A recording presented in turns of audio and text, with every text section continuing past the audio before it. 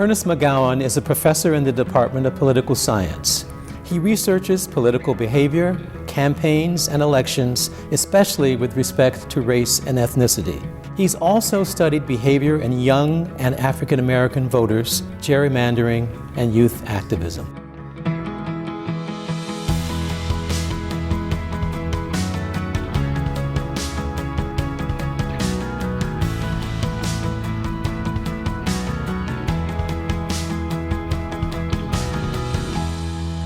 Ernest, thank you so much for taking time to have a conversation this Glad to be here. The political landscape has changed a great deal in the last few years. Has this had any impact on your areas of study?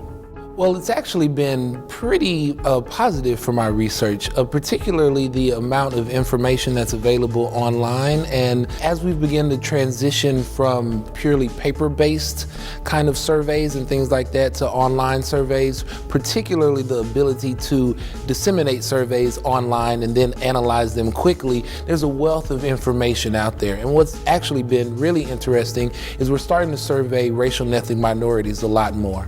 Young voters and youth activists have changed the face of American politics.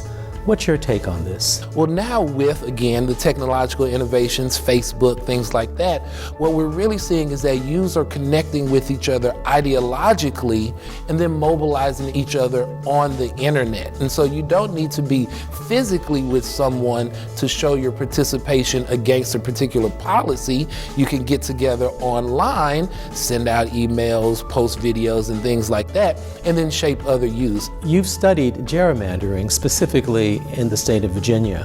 What are the implications of the work that you're doing? Gerrymandering is all about representation. What's actually been happening is a good thing for racial and ethnic minorities. A lot of this discussion is about packing African Americans into particular districts. And in the past, that was a necessity because of low registration rates and low turnout.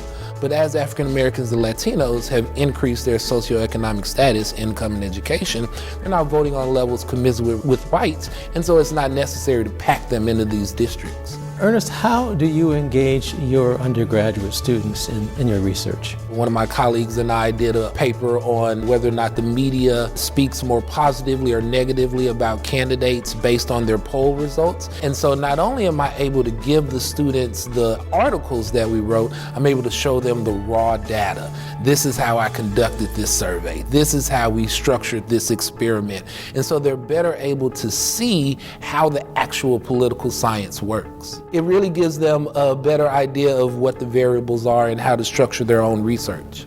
Ernest, thank you so much for giving us an opportunity to have just a glimpse of your research and teaching here at the University of Richmond. Glad to share.